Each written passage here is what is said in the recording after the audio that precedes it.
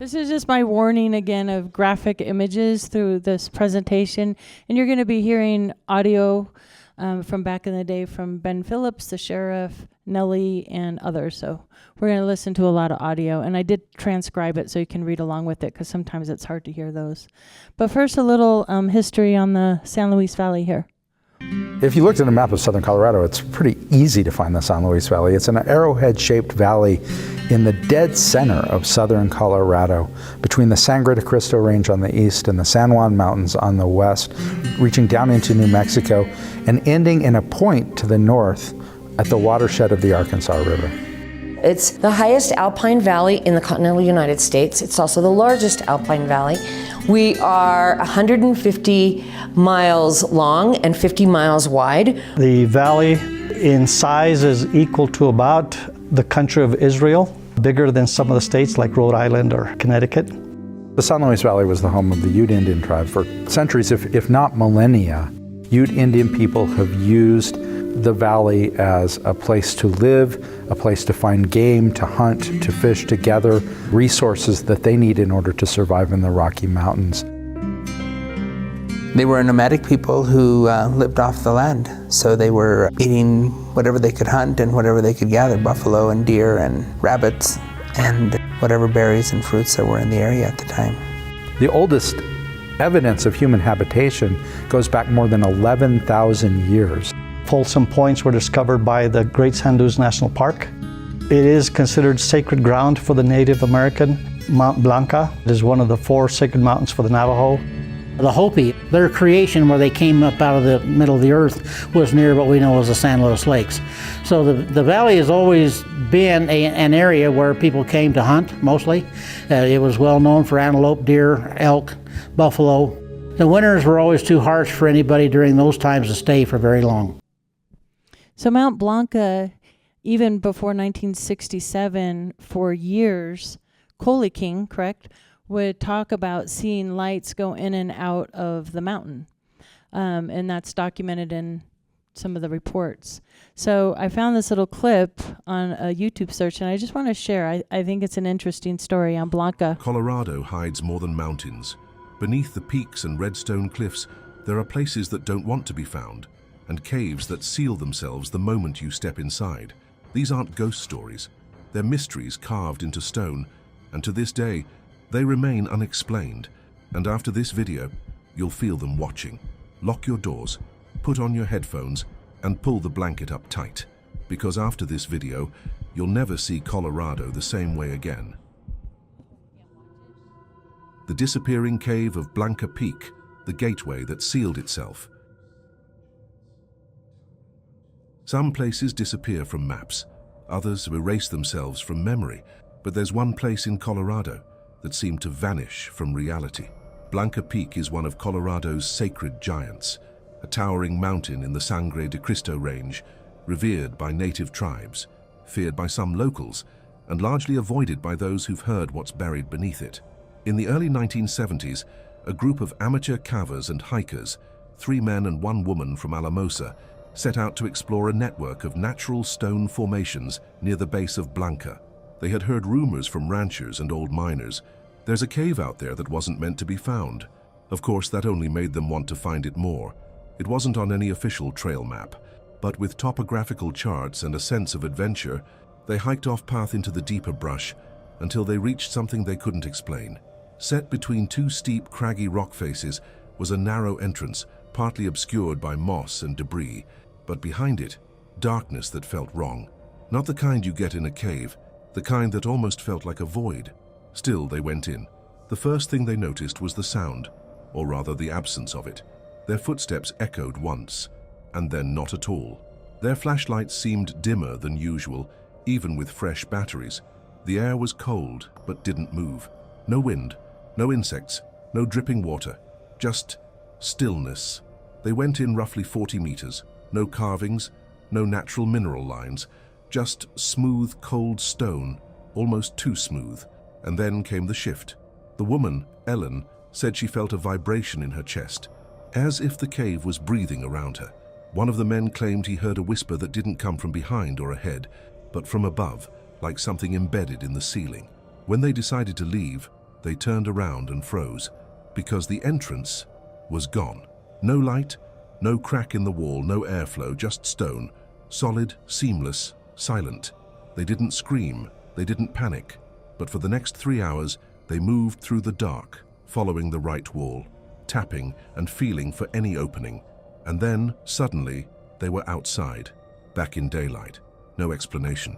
They hadn't looped back, there was no incline, no crawl space. They simply stepped and the mountain let them go.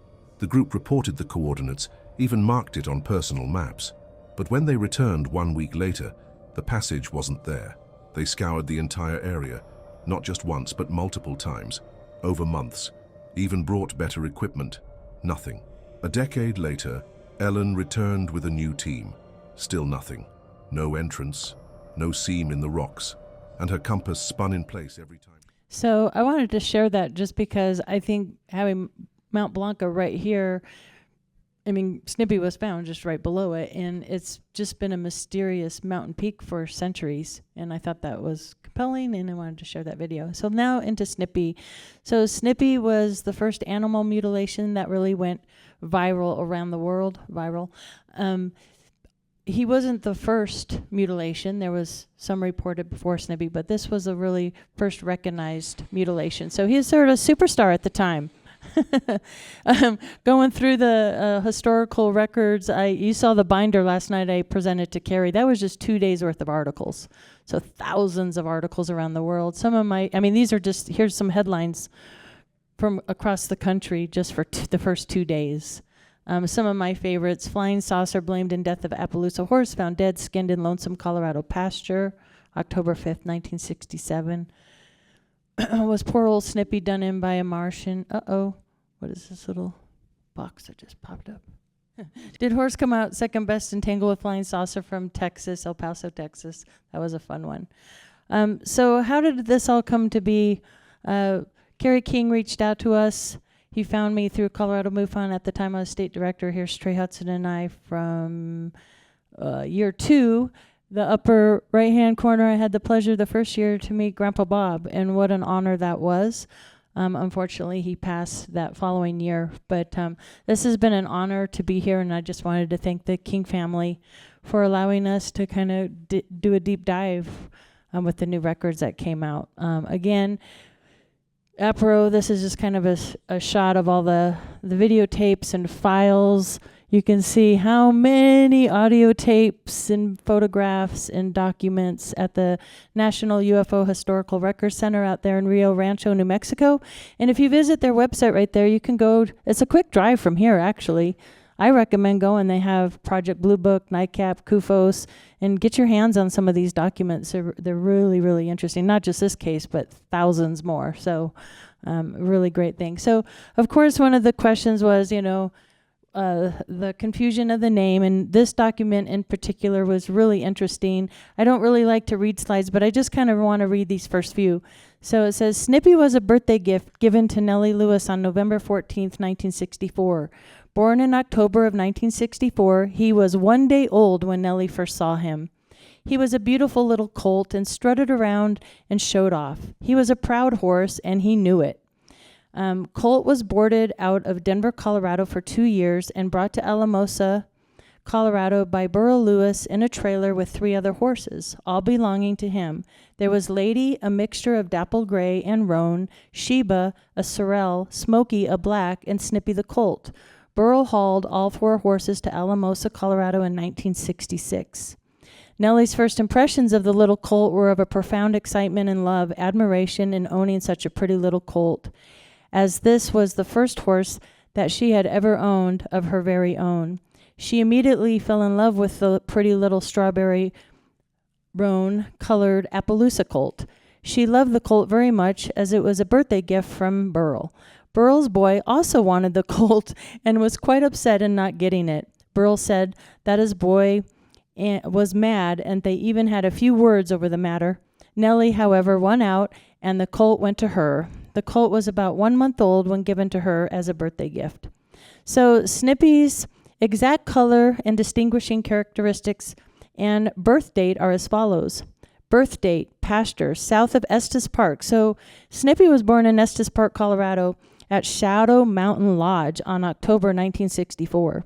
Strawberry roan colored with Appaloosa markings on rump, shoulders, and forelegs, although these markings had not quite come out as yet. So Snippy's father was a registered 2-year-old Appaloosa stud from Estes Park, Colorado.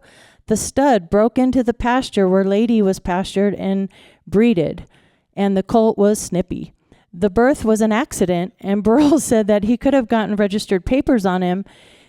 He saved a very expensive stud fee, as the Appaloosa was used for this purpose. So all that was it. And then they go into the mother Lady, 11-year-old mare, and at the time owned by Burrell and was pastured and mated by the Appaloosa stud. Lady is a mixture of dapple gray and roan, but does not have registered papers. And then they go into, oh, wait, I guess I didn't put the second page. But if you guys are interested, we have all these documents up here if you ever just want to read them. This one in particular is interesting because they go into all the 4 horses on the thing. And then we shared these last night, so I won't go over it again. But here are the only 2 pictures of a little Snippy alive with Mother Lady and Burrell. I'm going to go through these. Oh, I did put it in here. Okay. So Sheba, a sorrel, weighed approximately same as Lady, 1,200 pounds, mare, 14 hands high, a large horse, very gentle, a quarter horse descent, not registered, also a lovable pet. Some information as above as to nervousness after the Snippy death. I have also petted this horse many times in the last 2 years. She will walk right up to you and nuzzle you for handouts of sugar, etc. I have pictures of both these horses and will forward them to you as soon as I get developed. Both of these horses are quartered up on the Lewis's property of the cabin site. Burrell said that the horses are safer up there than in the pasture where Snippy was killed on the King Ranch. So they moved the horses after Snippy's death, according to this document anyway. They are also they are pastured on the mountain at the present time. A donkey is also with these 2 horses at the present time. When did Nellie Lewis okay, then we'll skip that. So this was interesting too. So here's the picture of Smokey again. I shared that last night. But this document basically says at the time there were many other animals that were going blind and mutilated. So the Wellington Ranch was known as the Dead Cow Ranch, and they were having many mutilations at the same time. And 3 other horses in the valley around the same time as Snippy. So a lot of people don't know that either, that there were other horses that were mutilated at the same time.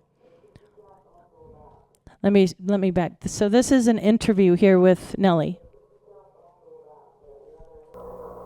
And could you tell us also about your other animals on the ranch? Well, in the same pasture where Snippy has been killed, we also lost another saddle horse. We only had a total of 4, and we've got 2 left now. But also there have been 3 animals die, and we thought, well, when the other saddle horse died, that it was probably a rattlesnake bite because there was a little swelling on the hip. This is the only evidence we found of anything on him, but he had dropped dead, it looked like, just dropped immediately dead, because we just assumed it must have been a snake. We couldn't understand why he was killed, but you always look for a natural reason first. In fact, I hadn't thought of supernatural until all of this happened. So, like I mentioned, there were other animals on the King Ranch. This particular calf right here, it says sick calf and Harry King corral, black Angus, bull, and calf were blinded approximately the time of Snippy's death. Sick calf in Harry King's corral. This calf was blinded, and its illness is unexplained. And they're hooves, so that's a close-up. I kind of contrasted it so you can see it better here, but you could kind of see, let me walk over here, this unusual growth. And then the calves were going blind and things like that. So I question maybe radiation. I'm not sure, but there were many documented cases of other animals being affected in this way. Here's an article that speaks to that, other deaths tied to saucer. It says 3 horses were found dead last week near Mosca, 14 miles north of Alamosa. A beautiful pinto was found dead Sunday on the range about 3 miles southeast of where Snippy died. Another horse, a sorrel, was found dead last week but unofficial reports said it was killed by 2 shots from the .22 rifle, and we're going to address that here later in the presentation. 4 cows were found dead this week. Miss Lewis said near the highway connecting Blanca and Alamosa. So again, the headlines, 3 horses were found dead last week, 4 cows were found dead last week. I'm convinced Snippy was killed by a saucer, Miss Lewis said. Again, a second horse had been found exactly like the first, flesh and bones of the first horse, a gelatinous mess. People were panicking, think it may have been a disease. So again, many mutilations through the valley at the time, not just Snippy. Here's some more photos I just wanted to share here. Burl Lewis and Charlie Blundell, Sheba and Lady, horses that were with Snippy in pasture when killed. Sheba, Lady, mother of Snippy. And just for funsies, we compared the markings of the 4 horses' legs and things like that. So, you know, it's clearly now. And then like we talked about last night, his remains analyzed. And this was the conclusion. So you can see the difference between a female horse and a male horse. And Snippy's definitely a male horse. Doesn't have the room to birth. My husband and I, Nellie and Burl Lewis, have 3 horses pastured out at my brother's ranch, 20 miles northeast of Alamosa. The horses always came in the evening for water, and my brother often gave them grain. But on the evening of the 7th, the colt, Snippy, a 3-year-old Appaloosa, did not show up. The next morning, my mother commented on it, but my brother works in the daytime, so he said he would go look for the horse either that evening or the next morning. He didn't get to it Friday, but Saturday morning he went out to look for the colt, and he found him in an open pasture a quarter of a mile north of the ranch house, lying on his side in very strange circumstances. I love hearing that directly from Nellie Lewis. Isn't that cool to hear it directly from Nellie? This was in the files as well, and it was the original calendar. This is a picture of it, obviously, but if you go to the archives, it's the actual page from the calendar from September 1967, and they had written notes on it. Here's some of the highlights that were written on this calendar, and these are original documents. So September 6th, horse seen on this date. September 7th, horse last seen, Snippy did not show up for feed. September 9th, horse found. September 10th, Lewis's seahorse carcass. September 16th, Wellington party found bush, tracks, and tuft in the green ooze. September 23rd, Martin and Geiger counter test radiation in soil, and the radiation readings were high on the outskirts of Snippy's carcass, but when they got close to the horse, they lowered, which is opposite of what should be found, so that's kind of unusual. September 24th, a second sighting of object over house. The first sighting was September 7th, but failed to write it on the calendar. And we heard Agnes King talk about what she saw the day of the 7th. What's also interesting in the documents at the cemetery, so there was a lot of activity going on at the time. So people were coming out to sky watch, look at the skies, particularly around Mount Blanca. And at the Uracha Cemetery, there was a couple, the Martins were out there with their daughter, just looking at the skies, and they did see lights over the King Ranch. They were so frightened, in fact, they left the cemetery. The daughter was really frightened by that. So there were witnesses to some unusual activity over the ranch, including Agnes King herself that day. So September 30th, the Medina party finds green ooze. October 6th, object seen by TV men, KKTV, Mark Conrad, Colorado Springs, and found the coyote droppings. And you'll see on the map, there was this huge map in the files. It was so neat. But they put the coyote droppings around Snippy, and you could see, but they could see the tracks on the ground. These coyotes did not approach the animal. So Snippy, like the classic mutilations, animals don't go near these carcasses for some reason. And that was true in Snippy's case as well. October 7th, Richmond Martin, Lewis, radiation normal. So by that time, the radiation's readings went back to normal. So we discussed this a little bit last night. This is a really neat picture here where you could get a good vantage point of where Snippy lay. But right here it says 3 horses running as illustrated below. Ben King tracked these 3 horses, and the tracks went from one side of the pasture to the other. 2 horses continued on to the King Ranch. Snippy was found approximately 250 feet from where the other 2 tracks led onto the ranch. This information was related to APRO. So again, you can see here how they tracked the tracks as if something were corralling these animals and spooking them. I don't know if it was a light. I don't know what it was, but something spooked these horses. Sheba and Lady run to the ranch house. Snippy milled in a circle and then was found right there where you could see that little marking. This is a picture of the Chico brush that had the appearance of something going through it. This was one of several brushes in line west of the horse and in the area of strange tracks. These brushes were west of the horse and at the edge of the pasture where Snippy's body lay.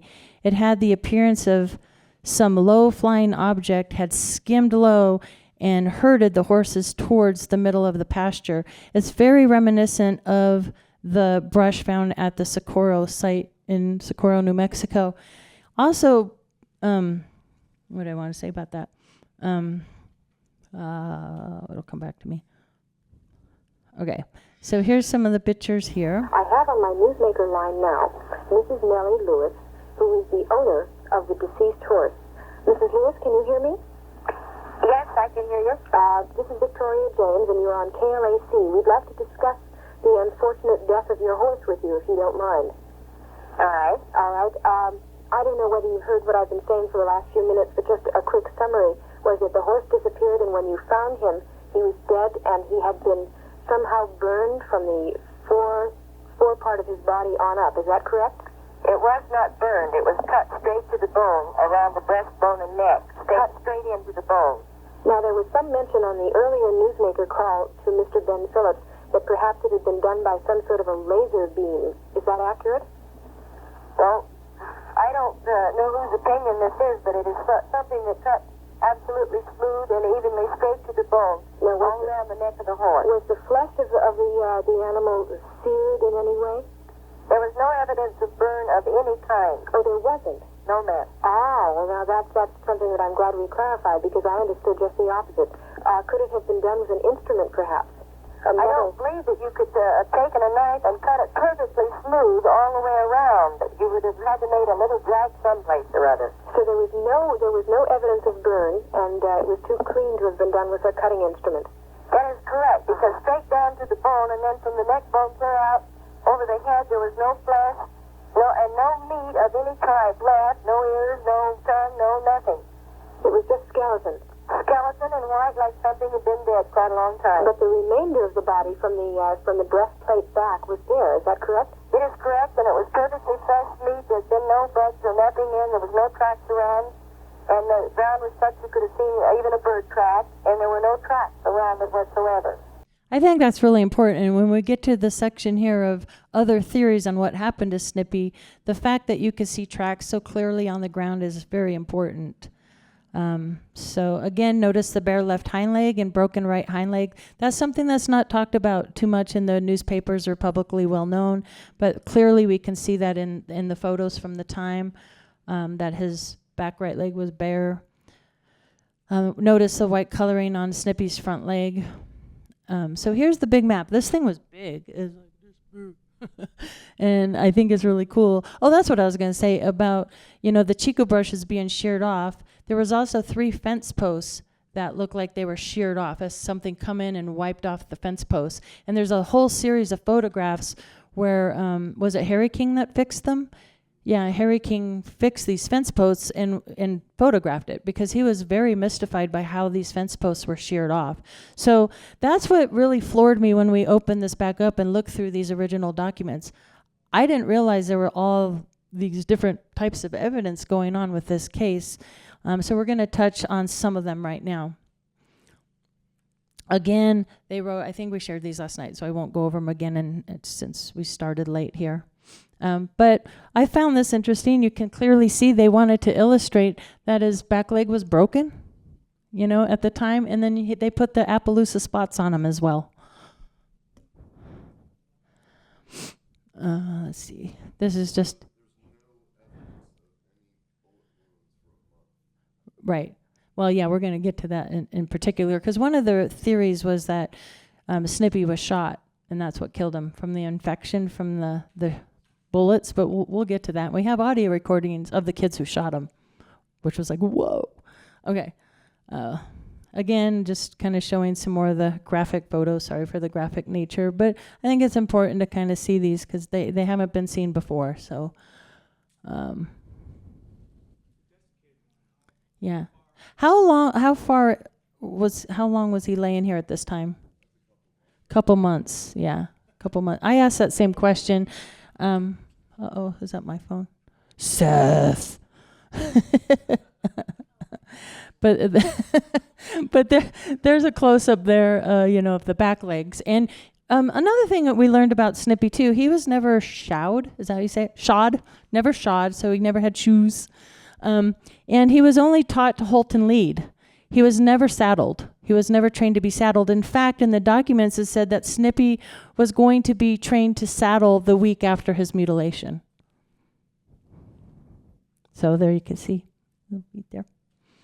This, again, like we shared last night, was 9 days after the mutilation. So this is the one photograph that was nearest to when they found him. Do you have a picture of Snippy before this has occurred? Do you have a current picture of it? No, I don't. But what we thought is very important is some people have said this is the same horse. Well, you know your horse. And the main thing is we do have something that establishes. oh, it was the horse. It had Appaloosa spots on it. You just don't. And I don't believe anybody's switching Appaloosa and bringing there for another one because it had the spots in the skin.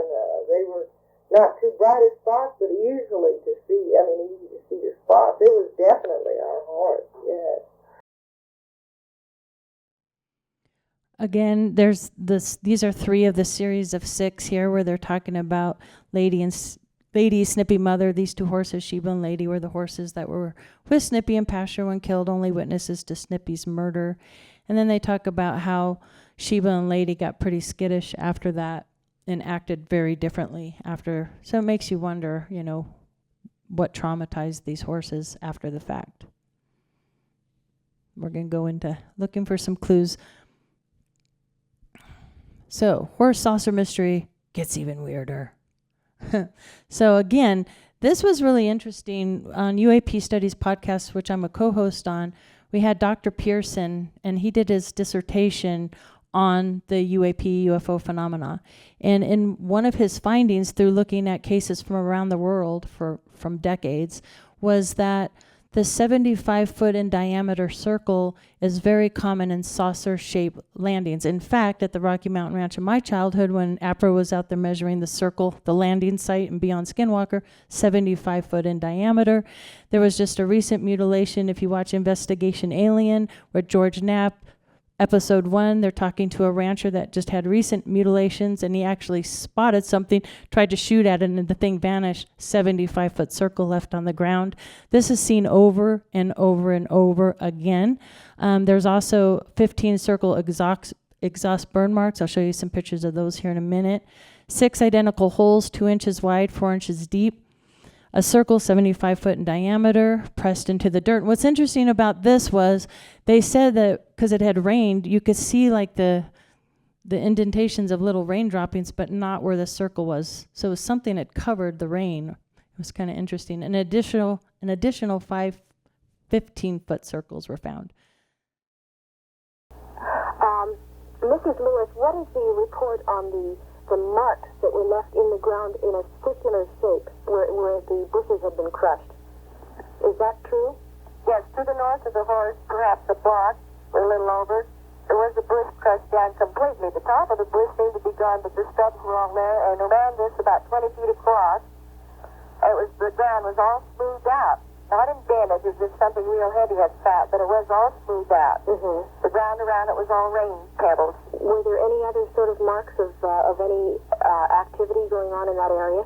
And around the bush, a little bit from this to the closer to the horse, there were a lot lot of indentations, some of them as high as 5 inches deep, around the bush.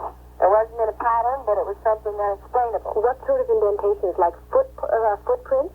No, they were more round than straight down. Like perhaps they may have been the base of a vehicle on which it rested. Or something round pole. I mean, I'm being sort of spooky and scientific, but I'm trying to say, if it had been a spaceship, could these have been the base feet on which it sat? I suppose they could have been, except they were not in a pattern. They were just at random around the bush. Now, what is your opinion of this whole situation? What do you think? Because of the strong medicine smell around the horse, no tracks of any type, the almost impossibility of a human being able to cut it in this manner without a little jag of some type, I think it is perhaps an outer space vehicle has done this. They have been sighted in the area many times the last year. So interestingly enough, you guys know how synchronicities happen, right? So Tony and I just happen to be doing this part of the investigation, and I'm cruising Facebook as I do, and this article pops up from one of the historical sites. It said, on March 20th, 1950, Captain Jack Adams and First Officer J.W. Anderson Jr. observed an unidentified flying object. I didn't have enough coffee this morning or something. At approximately 9:26 p.m., they were piloting a DC-3 on a commercial flight near Stuttgart, Arkansas. Stuttgart, Arkansas. The incident was investigated by Project Grudge, predecessor to Project Blue Book, and the U.S. Air Force's UFO investigation program. Official records labeled it as unexplained, but what I found interesting about it is you can see on the chalkboard, if you think about the holes Nellie Lewis saw around the Chico brush, look what was at the bottom of this craft. It says when object passed in front of the observers, the bottom side was visible. From the bottom side, there appeared to have been 9 to 12 symmetrical, oval, or circular portholes.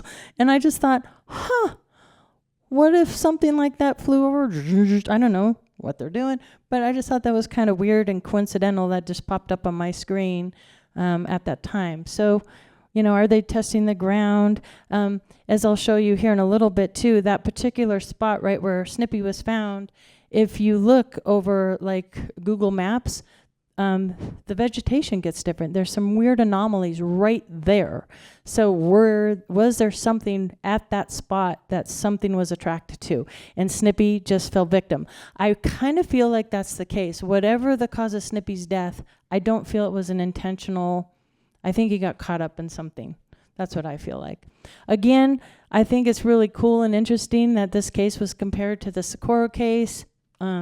And here's a picture of Don Richmond, right, and Lonnie Zamora. They did some castings. Now, as fate would have it, I know the guy who knows, well, two guys, Ben too, that knows a lot about the Socorro case. And although the imprints were similar and they compared them, they were not similar. They were quite different. How big were the Socorro marks? Like a shoebox.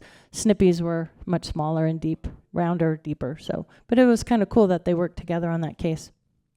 Again, this kind of shows the Chico brush and how they're crushed, and I compared that to, here we have Lonnie Zamora, Ray Stanford, who just recently passed away. Rest in peace, Ray.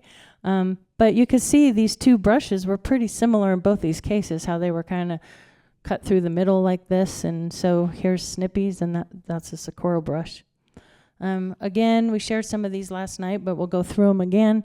This is the brush that showed some radiation, and this is the bush where Miss Lewis found the blob with a tuft of hair in it, and we're going to hear her talk about that incident.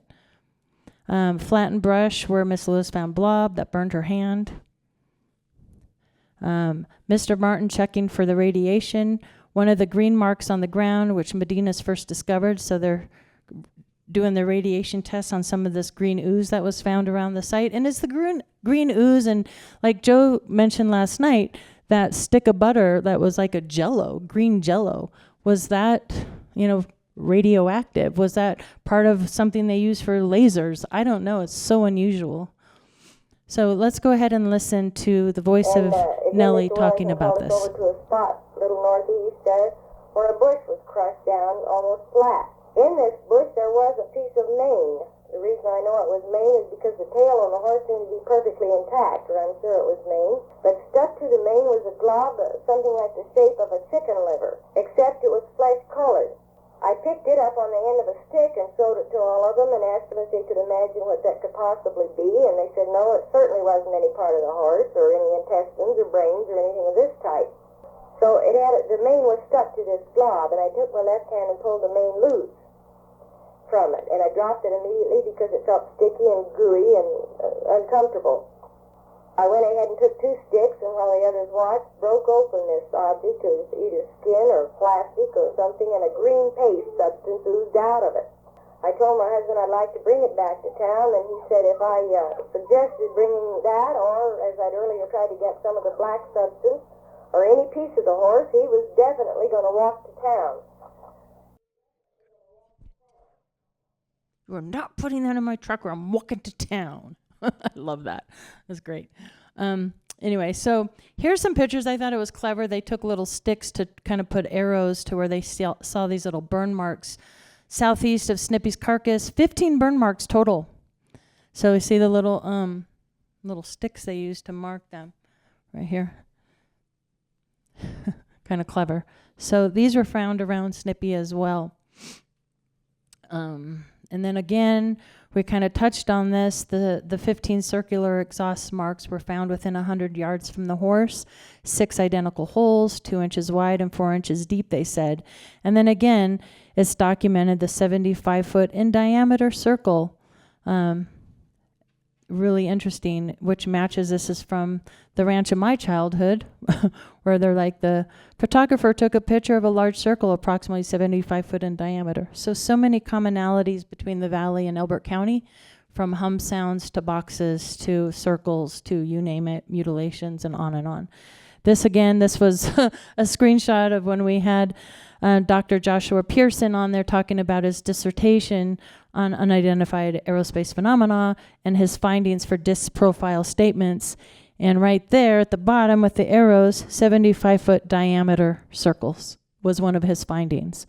And this was a PhD dissertation, so you know he did a lot of work on this thing. And you could see look at my expression. I'm like, oh, what? Kind of funny.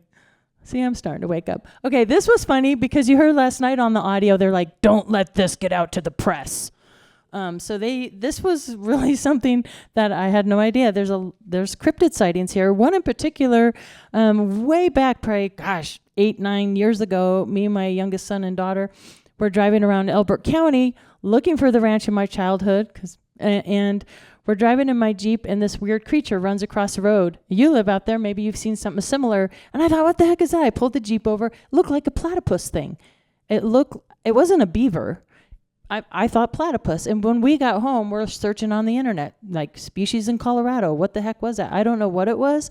But what's interesting is reading these documents, Nellie Lewis at Lake Como over here off of Mount Blanca sees what she describes as a platypus creature.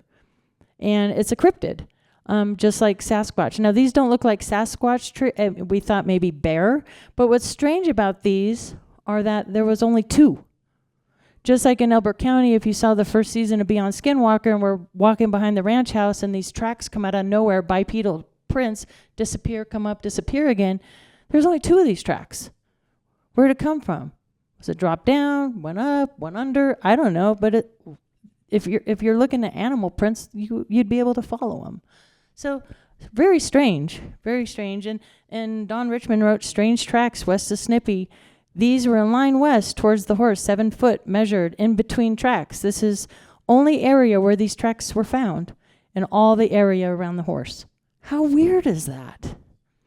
Again, here's the fence post looking northwest towards the sand dunes. Fence post damage can be seen in foreground. Post 1 left broken off, new post replaced by Harry King approximately 2 months after Snippy investigation taken June 7th, 1969, King Ranch. And as I'm zooming in, looking at the fence posts and that, what is this object in the sky? I don't know. It's kind of unusual. Okay, so what are some of the wild Snippy theories at the time? Let's get into some of these. This one, of course, So somebody thought and decided to make a little cartoon of it, that somebody decided to just pull a prank and put a vat of acid out there and do this tripod and hang the whole, I mean, this is just ludicrous to me. No truck marks, no nothing. Like, it's just crazy. Let's see, and we're going to skip that one. This was the biggest theory here, lightning strike. So let's kind of get into lightning. So this is it's next slide. Sheriff Ben Phillips of Appaloosa says, I don't believe in flying saucers, he says. I believe the horse was killed by lightning. And he actually never went out and saw Snippy. He never investigated the case. And we're going to hear him interviewed here in a minute. So this is Ben and the little cartoon that was in the paper at the time. And they nicknamed him Lightning Ben. Let's see. So Dr. Altschuler, a Denver pathologist, said the absence of organs in the abdominal cavity was unexplainable. The brain cavity was empty, no fluid in the neck vertebrae. The horse was definitely not killed by lightning. That was the official conclusion of the Appaloosa County authorities. So let's listen to Ben Phillips' interview here. We have the sheriff of Appaloosa County, Colorado, Sheriff Ben Phillips. Sheriff, we got this story over the United Press about this horse. Happened on a ranch, I guess, didn't it, Sheriff? Yes, sir.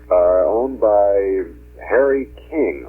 There's a Mr. and Mrs. Burl Lewis that live on the ranch, and they owned a 3-year-old horse named Snippy, and the horse would come to the ranch every night, to the ranch house, I guess for a drink. And on September 7th, he didn't come, and he didn't come the next day either, so they went out looking for him, and they found the horse's body, and he was dead. Now, Sheriff, can you tell us what they found when they found the horse? Well, everything I know is hearsay. I haven't been out there myself. It was told to me by Nellie Lewis, who lives in Appaloosa. Her mother and her brother live on the ranch out there, but it is her horse. Yeah. And she called me and said that the horse was dead under strange circumstances, and the different markings out there didn't look like that it was foul play or anything, other than she thought possibly there was laser beam or something like that had hurt the horse. Some people up there in Appaloosa think that the horse was killed by a flying saucer. Is that what you gathered from them? That was the impression they gave me, yes. Yeah. And there has been reports of on 2 or 3 other occasions, possibly more, the sighting flying objects in that area. Well, Sheriff, is your department going to investigate? No. You're not planning any kind of investigation at all? No, sir.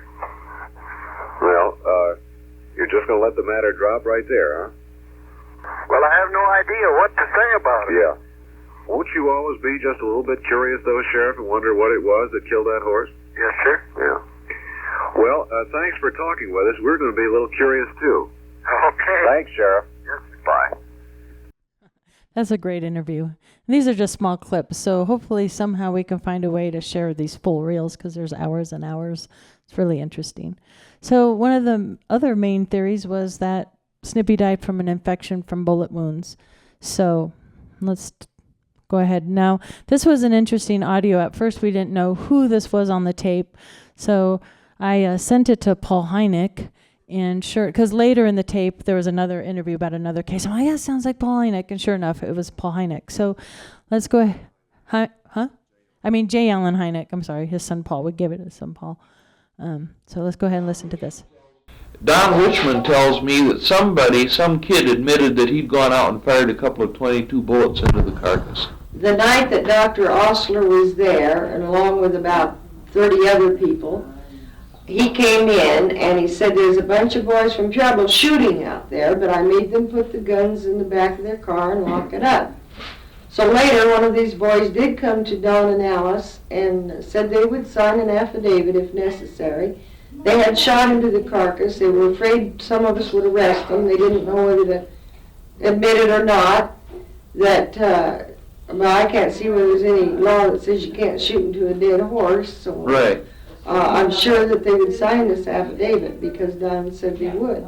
So there were actually bullets were shot into the horse, but this was a month after he was dead. Right, that's what I wanted to get So they established. did address the bullet wounds, and that's important. And then we also looked in, because the veterinarians did find infection around the bullet wounds. So we looked at, can you get an infection post-mortem? And the answer is yes, in the right conditions. And the right conditions are moisture, rain, wetness. That'll cause an infection after you're dead if you're laying out there. So it is possible that he did get in a little infection after the kids shot him to get their kicks. I'm not sure why you would do that. It just seems crazy. But anyway, but yes, you can get a small infection from that after. So we did look into that. But this next one is my kind of the funniest article I found in Theory, which was this one. Snippy was attacked by ants. Dr. Robert Shoemaker, a German biochemist, believes the government has deposited a large colony of nomadic radioactive ants, and these ants consume Snippy and all the fluids. Dun, dun, dun. Radioactive ants.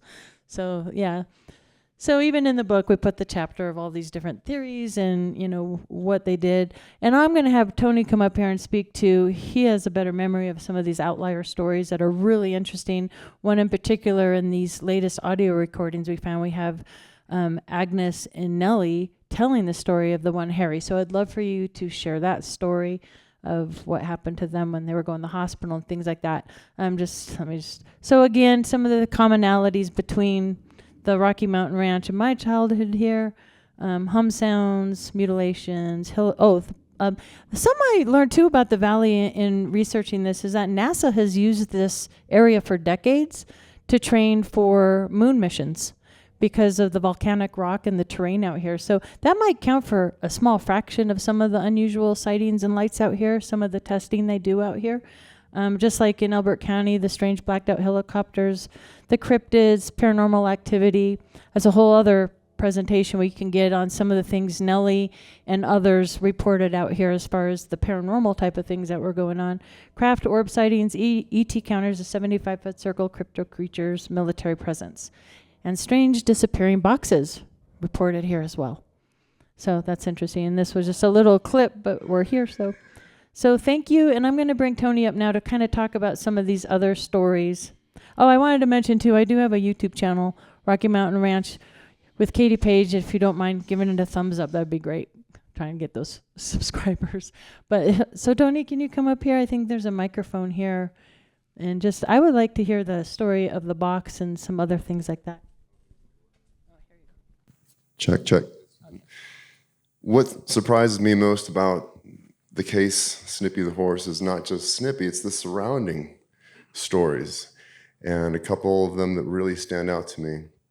1 year before Snippy, November 1966, Ben King, who worked at the Sand Dunes National Monument most of his life, comes to visit the ranch, and Agnes says, "Your brother Harry's having a heart attack. You got to get him to the hospital." Their niece, Candy, was there with a migraine, and that morning there was a hum sound, and she has this terrible migraine, and Agnes says, "I can hear the hum sounds, so it doesn't bother me, but your brother is having trouble breathing." He says, "Ben, you got to get me to the hospital. I can't breathe." He says, "Well, I can't leave you alone with Mom. You know, she's in her 80s. Let me go get Nellie. She's at the cabin." They communicate. There's no power there. They have no electricity, so they have battery powered 2A radios. So Agnes gets on the radio, lets Nellie know, "Get ready, your brother's coming to get you." So Ben gets in his car. Now, to get from the ranch to Route 150 takes a few minutes. It's just 2 rails of dirt. And when we went, we had our truck, we almost had to put it in 4-wheel drive. So I'm sitting there thinking, how is Ben quickly getting to the road? He's not. As soon as he turns left, he sees this glowing red ball in the sky, this huge thing with a 3-foot blue diameter weird dome underneath it. And he's looking at this thing, and it's about maybe 200 feet off the ground, and he's going down Route 50 north towards the cabin, and this thing's paralleling him. So he stops the car. He puts it in reverse, backs up 200 yards, and this thing backs up with him. It's paralleling him. He's thinking, I've got to see what this thing is. He gets out of his car. He doesn't hear anything, just a humming sound. Then he gets this weird feeling, I just want to get in my car and drive. Forgets all about everything. The heart attack, getting Nellie, he gets back in his car and he's driving down 150 and he snaps out of it and he stops the car again. This thing's right next to him. So he guns it, thinking he's going to drag race this thing. And if you can imagine, back in those days, there's no asphalt. It's just dirt roads. And you know how slippery these roads are. Imagine going 70 miles an hour and you're fishtailing, and he has to make a right turn. He looks back, the thing hasn't left yet. Then he looks again, and now it's coming towards him at an angle. So it stays north, but it's traveling, drifting like this. So he makes his right turn.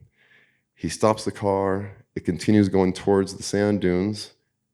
And then, like a light switch, it turns off. And I've heard this from Larry Messeline and many other people. When they see these spheres or objects or whatever, it's like someone just turns a light switch and it turns off. He gets Nellie, gets her back to the house, gets Harry to the hospital. There's no heart attack. The doctor said, there's nothing wrong with you. This happened before, and when they got him back, Nellie had a leftover tank of oxygen they put him on. And Ben started telling a story to everyone in the valley. There was another story about a physician who just bought a brand new 8mm camera. And his daughter and his wife were standing by these trees, waving to the camera, and some kind of sphere comes down right above him to the trees, and he changes his focus. He starts videotaping this UFO coming down, touching the trees, and taking off 3, 4, 5 times. Now, those machines only record about 5 minutes of video. He showed it around the valley for the next, couple years until the CIA knocks on his door, takes his stuff, disappears with it. Mrs. Blundell, who her and her husband lived at the sand dunes, saw UFOs all the time. The daughter would draw for the Richmonds what she saw, and one day, the Blundells and Ben King, his wife Cora, daughter, were all at the sand dunes, probably having a picnic or something. Out of nowhere, a ginormous crescent-shaped UFO comes over the dunes and hovers above them, shoots up to about 300 feet, and then takes off at breakneck speed. She goes home, makes a drawing, because she's an artist, and she had a little shop 20 miles just outside of Pagosa Springs, and we think we found it. So when this happens, she decides to display her art in that spring. A stranger comes in. A man with perfect features, no blemishes, nothing, like just perfect, just white skin, almost pale. And he says, I'm interested in buying this painting. It's a painting of a mountain with some sheep. And she says, this is $750, and I buy it or get out. And he says, well, I also want to buy the other painting over there that she had hidden away to show her friends of the UFO. And she says, that's not for sale. He says, listen, I don't have any Earth money. I'm going to come back in October. She says, what are you talking to me about, Earth money? He says, I'm not from this galaxy. This is my first time here. And she says, just get out. He says, look, ask me to recite for you any book on this planet. Surely that'll prove to you I'm not from here. She just argued with him, just get out.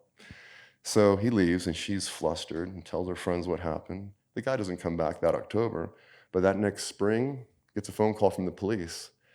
There's a lot of blood. Someone broke into your shop. She drives all the way to Pagosa Springs, which is not a short drive from here. It took us a while to get out there. She gets there. There is a lot of blood. And my question was, why don't you get some samples of this blood and put it somewhere for later examination? Nothing was taken except one thing.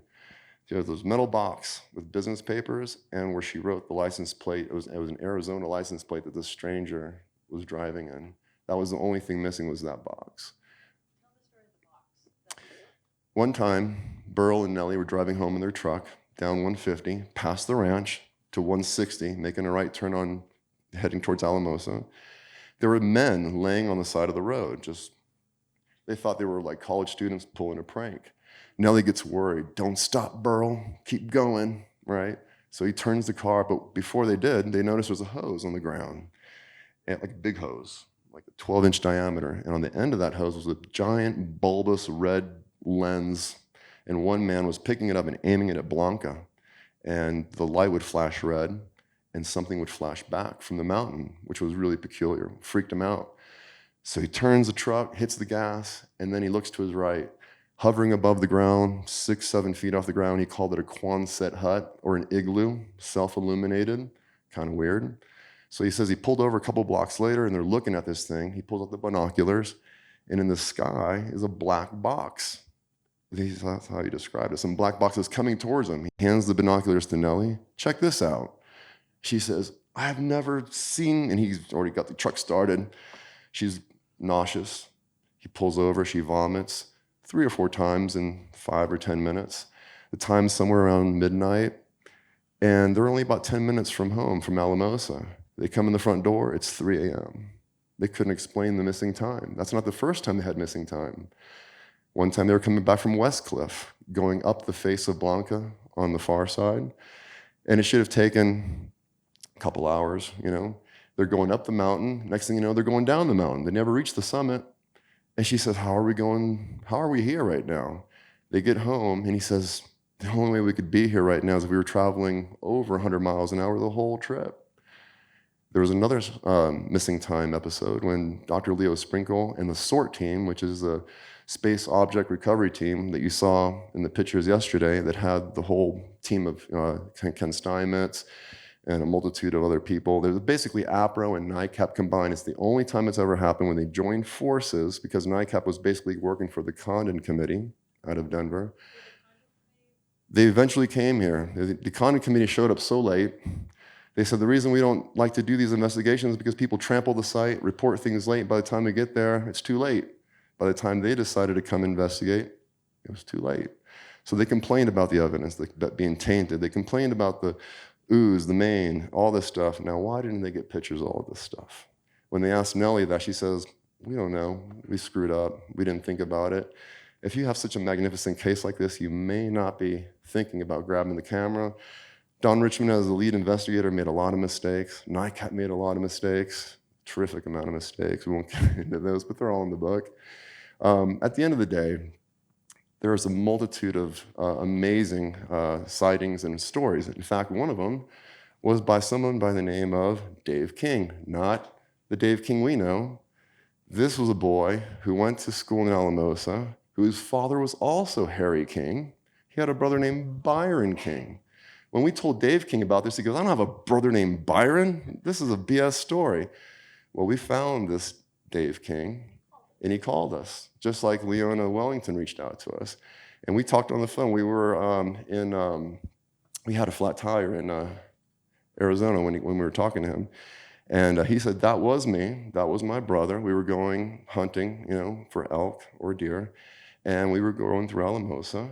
And we saw this thing in the distance that looked like headlights, but it was above the ground, too high to be headlights. And then it got brighter and brighter as it came towards us. Then it started going away from us. We were going over 100 miles an hour trying to keep up with this thing. Just when we thought we caught it, we couldn't see it. And so the road dipped down just before they caught it again. As the road came back up, this thing was gone. And the only way it could go was straight up. And it was just great talking to him and getting that corroboration about it. Many more stories, you know, from Larry Messeline's stories of orbs to this one last story I'll tell you about. Burl's coming home from a job, and he sees this giant red object like Ben King described that he was drag racing with. And he gets home, he's driving like crazy, pulls in the driveway, says, Nellie, get out here. Nellie gets out there, and that blue object that I told you about that was under Ben King's thing, because this thing was just red. The blue thing came from somewhere else, comes right up next to it, and they're both looking at it like this, and then they split off in 2 different directions. Oh, I forgot about that, sorry. You got me off track. So Leo Sprinkle and the SOAR team were at the cabin, and they had Ed Boggs and Bill McFedries, who were the ones that first photographed the anomalies that went into the newspaper that got Don Richmond's attention. That's how they got involved in APRO, and that's what brought them all out here working together for this night, for this viewing, for this night, I guess a night watch, if you will. They had Bill McFedries and others out in the field with the Martins.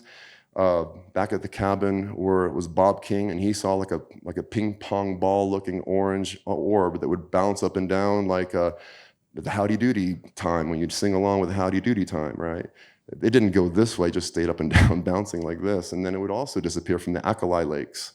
And incidentally, if anyone watches Ancient Aliens, the Alkali Lakes is where they say the ant people came from that repopulated, you know, the earth after the deluge and things like this. So besides that night was this other missing time, because Leo Sprinkle says, I got nothing, over. They did. They had that to make sure they could reach the two-way radios out in the valley. Yeah. And so there were people everywhere. They had various investigators at the cemetery. They had people down here in the valley. They had Leo Sprinkle at the cabin. So Leo's saying, do you see what I see? And they said, we see what you see. Bill McFedry has to photograph this object. The moment he pulls his camera up, the thing disappears. Leo's waiting for a response, doesn't hear it. He waits about 15 minutes, he says. They show up, and they said, what's going on? He says, well, I'm waiting for you guys to call back about this object. It's been 15 minutes. They go, Leo, it's been 2.5 hours. And they were perplexed. They went to check, and then they were thinking, maybe it's that antenna, maybe it's this, maybe it's that. They couldn't figure it out. So that's the third missing time event that we have in there.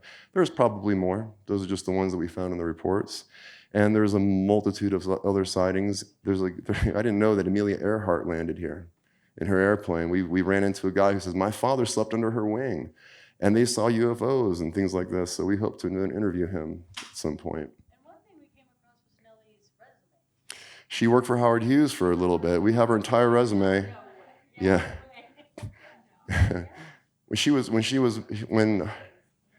When her and Burl had separated, and she was married to her son's father, was it Dwenweg? She was working in Denver. She was working in Nevada. She even opened up her own messaging service for a year that she sold because it took too much work and her employees problems. And then later her candy shop, which was open for maybe 3 months. Yum Yum. If you're ever in Appaloosa and you go to the pizza place where the theater is on Main Street, that pizza place is where her Yum Yum shop was. If you're ever wondering where Dr. Leary put Snippy up for the first time on display, it's the Walmart. That was the pottery shop and Dr. Leary. That's what we found out from the gentleman who told us about his father sleeping under Amelia Earhart's wing when she landed here. So the stories keep coming up. We keep running into people who say, hey, my father this or my uncle that. And we look forward to seeing more of these people and learning their stories. Yeah. Are there any questions? Questions for either of us here? Let me get the microphone so we can have it. Thank you. Hi. This Howard Hughes connection is blowing my mind. So how long did Nellie work for him and what did she do? And did she work for him right here? Did she go under the ground? What happened? Good question. Okay. I don't, so something interesting about Nellie, I feel like this connection to Nellie because she kind of has a resume like my resume where she would work for 2 years, 2 years, switch, 2 years, switch, 2 years, switch. And that's kind of been my life a little bit too. So not very long. Do you know what she did for Hughes? And that was in Nevada, right? When she, yeah, very little, just her basic resume. And that's where we got it from. So not sure, but when she's talking about the Howard Hughes connection, I just did an interview live last Wednesday night with Jeff McBurney, who owns Mount Wilson Ranch. Howard Hughes had a runway, basically went right into Mount Wilson. Then Earl Grey Anderson, his mother worked for Howard Hughes, and she was taken down this long, down deep underground and talked about a city underground where she worked with Hughes. And so much so there was a barbershop there, cafe, things like this. And Earl never knew where that was, but, you know, in talking to what they're finding at Mount Wilson Ranch, and that's such a mysterious place because of the Howard Hughes connection. He actually, the whole area of Nevada, Pioche and all that, Howard Hughes developed all that. But there were things found underground. They're pulling ornate lamp things out, and they have the little face of Pan on the post. Yeah, there's some occult stuff going on there too. Right? I mean, it's crazy. But they were landing DC-9s out there at Mount Wilson Ranch. The Rockefellers were out there. Actually, just recently, was it 2 summers ago? Some of the Rockefeller family shows up at Mount Wilson Ranch, and they go off onto Jeff's property. They come back, and they're like, "Where'd you go?" "Well, we just wanted to see the portal," right? And then they leave. It was like this weird. They didn't pay for anything. Just I don't know.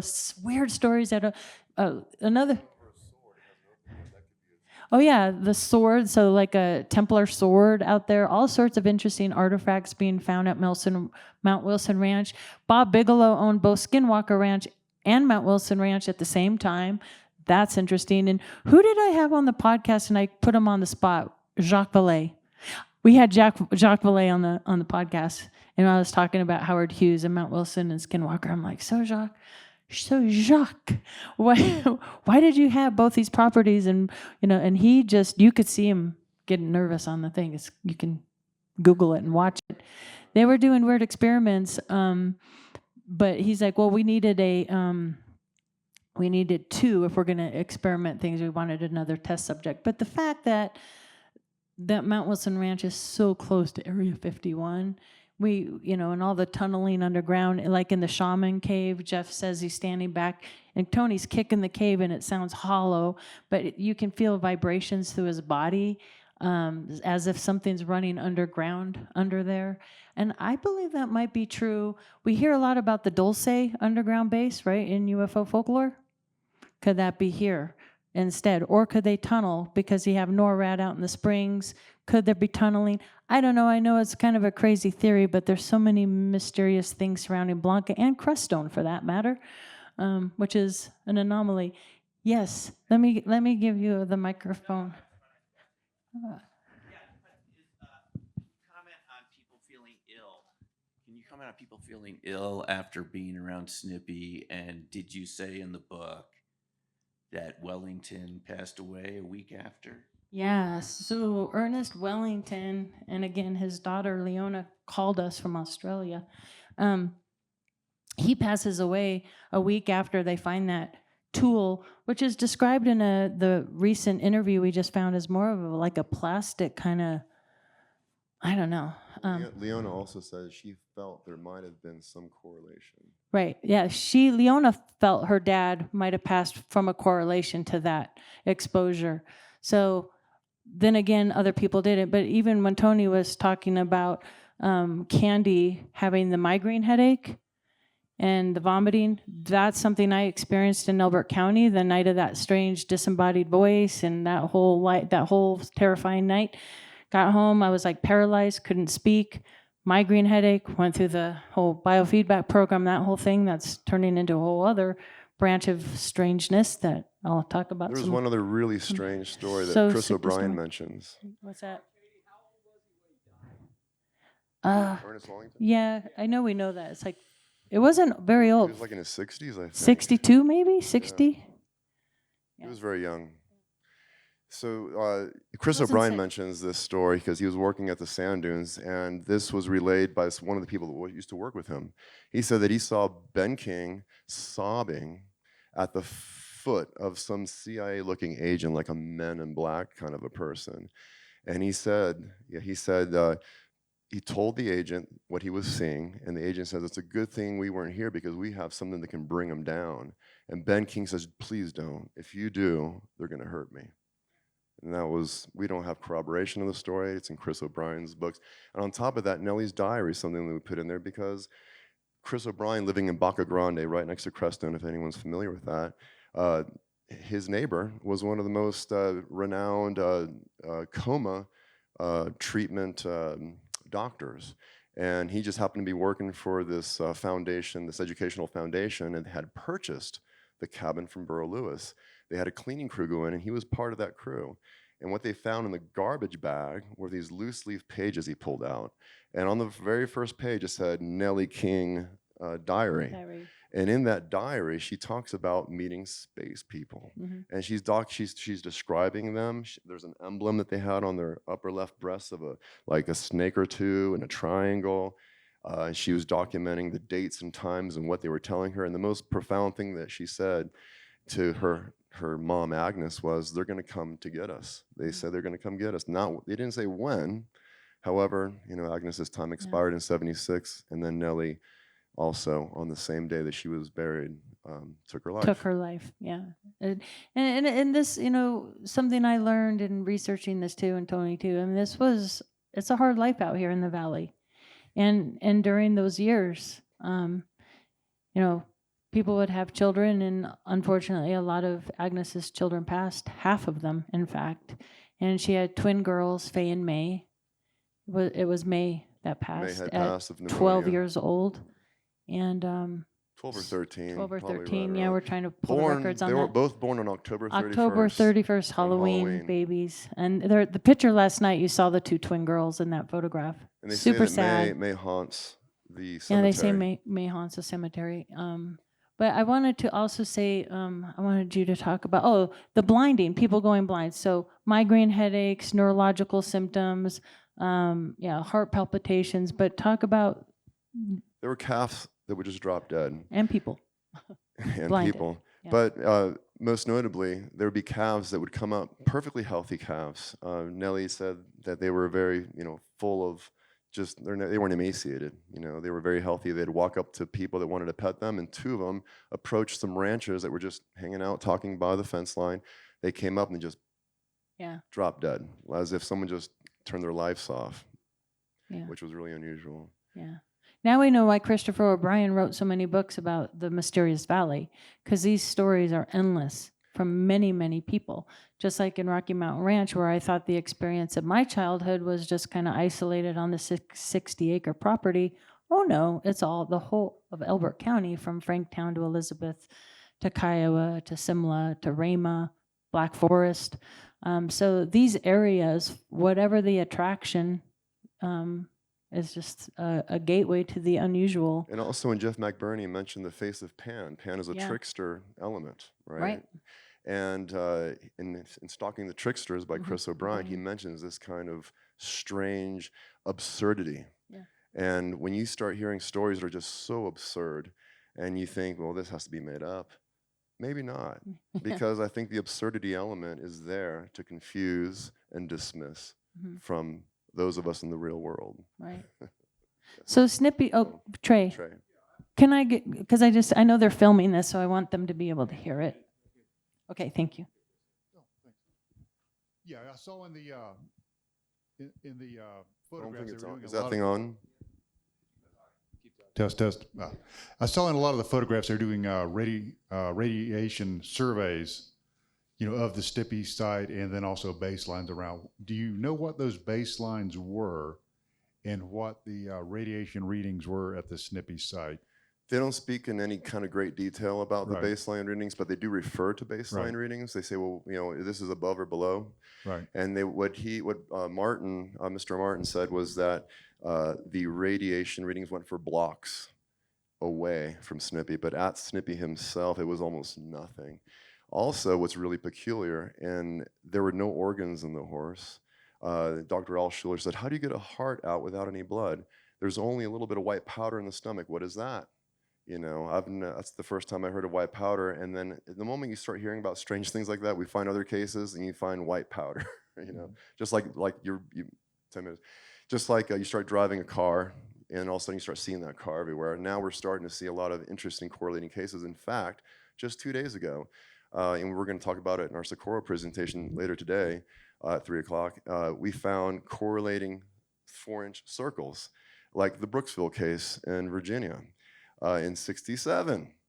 And these cases, I think it was 67, maybe 65, but they were referring to a robot. And then I said robot, and Katie goes, Tubi guy. Tubi guy. Because in her case of absurdity, they're talking about, well, Tubi guy was nicknamed by Paul Giamatti when she was on his show. We didn't know I don't know what you call the guy before, but he looks like a robot. He's got this robot with a concave front. And in the Brooksville case, they refer to a gear mechanism on the side. And they started, so Project Blue Book said, well, this must be a hoax. There's no such thing as robots flying from space. They're used to sci-fi and things like that. But we go back to it and think with new eyes, new information, and just, could those cylindrical holes be a robot? They went in a straight line at the Snippy case. They went for a straight line for 30 feet in random placements. If it was a machine coming down, it'd be symmetrical. But if you're a robot moving about, I don't know what he would look like if it's a ball with cylindrical pipe feet, But it's not something to just dismiss because now you're starting to pick up on it in other places. Yeah. Another unusual point in Snippy case is that the roots, not the top, the roots of the grass underground were burned with radiation. There's only one other case, 1952, Des Vergers out of Florida, that they found had burned roots. So I keep finding correlation in different cases, not all the same and not all in order, but disparate. And I'm pulling those together because if you got pipe legs here, burned grass roots are over there, whatever, somehow it ties in. That's the wonderment of what we have access to now via, how we can research differently now than before. Did you have a question? Yes, I had a quick question. It was on the timeline. When was the autopsy of Snippy done? That's a good question. Because the kids were shooting at a body that was still laying out there a month. It was done right away because Dr. Altschuler was reading in the newspaper every morning some new UFO case. He was working out of Denver as a pathologist. So he tells his wife, hey, we're going to take a quick vacation this weekend. It's going to be great. Grab the kids. We're just going to go have some fun. 3 kids, and they're driving. And she says, what are we really doing here? He says, look, there's UFOs. I got to find out. And so she's angry with him. He puts his family in a hotel, and he darts over to the sand dunes. They shut down at night. I talked to his daughter. So Dr. Altschuler spends all night there because he's seeing UFOs and weird things happening. So he gets to his car that morning, and the dunes police are sitting there waiting for him. And he says, listen, I cannot have this on my record. I just got a job as a pathologist. And the cops were like, well, what do you do? He goes, I specialize in blood. He said, tell you what, come look at this horse. We're going to not say your name. We won't take any pictures off the record. He's the first one there. 30 people. You heard Nellie say 30 people were there. No photographs were allowed. How much time we got? 5. So he's the one who cut the brain open for the first time, dry as a bone. You heard her say the bones were weathered white, like 30 years in the desert when they first found the horse. Soon after, bright pink. Who's heard of that? After that, complete black like tar, not blood. Even Joe said it's like the flesh just disintegrated into the ground. Super high strangeness. Altschuler is the one who said there's no heart, there's no lungs, there's no organs, just a little bit of white powder. There's no fluid in the neck vertebra. And then some other people like Herb Roth were saying, well, this is normal because this is what happens. And that's not true. They found a horse dead for a year in the sand dunes, cut the brain open, still wet. Well, were there any any samples taken? Like the blood? Nellie gave away about she did not want to bury the horse because the government said these burn marks never existed and they must be biological. So she says, I'm not going to bury this horse because they're going to say that the horse never existed. Thank goodness she didn't do that. Right. But they tested the tar, they tested the tuft, the hide, the mane. Did they get some of the green ooze? They got some of the green ooze, went to Condon Committee, and what do they do? Give it to the Air Force. What does the Air Force do? Yeah. So they did, and some of the results are in the files. Did you put the results in the book? Yeah, and they said that the tool is an organic chicken gizzard looking thing, was biological in nature. It was like seaweed. It's like seaweed type of thing. They had that tested. But if you're an alien race and you're doing some weird stuff, and you can use some kind of a tool with some kind of green ooze to create this cauterized cut, perfectly seamless, all the way to the bone. You heard her say it went straight to the bone. Here's what's crazy. Dr. Altschuler he's interviewed again by Linda Howe in the 80s. She says, Dr. Altschuler, you're the one that saw this the first time. Tell me the difference between, you've done hundreds of autopsies now. He says, yes, today's technology, this was in the 80s, today's technology cannot do what cut Snippy, because today in the 80s, he goes, it's a pliable, malleable texture when you cut with a laser. Snippy was hard like leather. So imagine a saddle, like as hard as a saddle, and imagine the cut being hard as a saddle where you squeeze it and you can't bend it. It's not malleable at all. And it's so unusual that he said that's the most fascinating thing to him was that some kind of instrument, he never really said laser, but it's a hot instrument because at the cellular level under a microscope, there's evidence of extreme high heat that made that incision. Right, and we have all those records in that too. Yes. The Alkali Lakes, yeah. Yes. Mm-hmm. That's where Bob King witnessed for the first time his first UFO during the night of Dr. Leo Sprinkle's missing time event. Yes, just right here. As a matter of fact, when we were here last year and the year before, if you face the northeast direction, we saw 3 lights appear at different times, like they were slowly being dimmed up and dimmed down, and then moving over and dimmed up and dimmed down. And that was also described in the reports. Yeah, we saw that here at this event. And so we're hoping to see something like that maybe tonight. Was it second year? First year. I think it was second year. What was when, what's his name was? It was first year. It was first year. First year. Time and gets also, blurry. I'm sitting around the fire pit the first year we were out here, and I'm watching this bright light heading towards me, thinking it's just an aircraft, headed right towards me. So I didn't say anything. I'm looking at the guys at the fire pit. I'm thinking, it's just an airplane coming. I didn't say anything. I literally thought I was just going to see it turn or whatever, and I'm watching. and then gone. I'm like, dang, I should have said something. Anyway, but other people saw it too. So the guys at the fire pit saw it too. And they're like, did you just see that? Did you just see that? So yeah, we've seen some things out here. Just to wrap up, for me, what was interesting about this case, being it was the really first recognized strange animal death, was all the telltale signs we hear Nellie was talking about before she knew it. Like, so it's not like she knew about other mutilations, right? So she's talking about the cone of silence. She's talking about the blood being drained. She's talking about no animals approaching it. She's talking, all those signs. We have her on record talking about all of them, the classic mutilation signs, before she knew anything about it. It kind of started with Nellie. It started with Snippy. And now you can argue that maybe everybody else prior to Snippy kind of learned that from this case, but a lot of those things weren't really in the paper, or they didn't talk about the cone of silence or no animals approaching. You see the coyote droppings, no tracks touch Snippy. All those telltale signs were, told by Nellie and Agnes, and I think Harry King's on some of the tapes too. And I just thought that was really interesting because they didn't know all that then, so it kind of started there. Yeah. I think by that time Yeah. they were already tired of repeating themselves over and over. Agnes said she was a little fearful on the recording from last night. She said it scared her. And I do think Nellie eventually felt a little ostracized. And I think there was a lot of publicity and a lot of people, and maybe that wore them down a little bit. But at the same time, that being said, they were very gracious and opened up the cabin for night watches and investigators. There was a story of a strange guy, the mysterious guy that didn't have the license plate that came up to the cabin, and you can hear in the transcripts that they, like, Burl had enough. Like, this guy's weird, get him out of my house. That whole story. I think you could tell it in 1 minute. We got 1 minute. All right, just really quick. Foreign guy, and he comes up Foreign guy. He's just this foreign guy, Terry Vitullo, and he has this accent. I'm Terry Vitullo, and he had this strange woman with him, who was, and they described him. I have to. It's in the book. He said that she was unattractive and short in stature. That's in the report. I'll be nice about it. But later on, he shows up with a different woman at her candy store. And he says, "This is my wife." And he's just a strange guy. He lied to Nellie. He says, "Oh, we work at the same place." Or she was working at the newspaper. He didn't know that she was working there.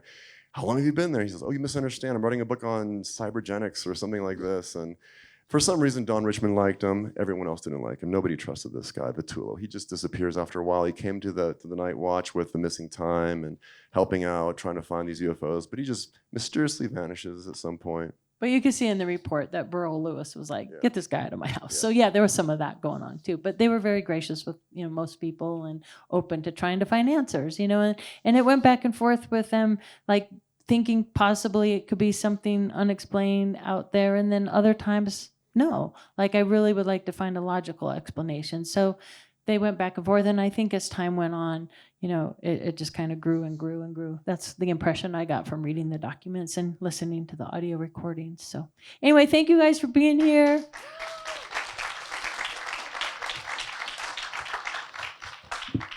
All right, everyone, we're going to take about a 30-minute break, and then Mr. Freddie Silva will be up after that at 11 o'clock.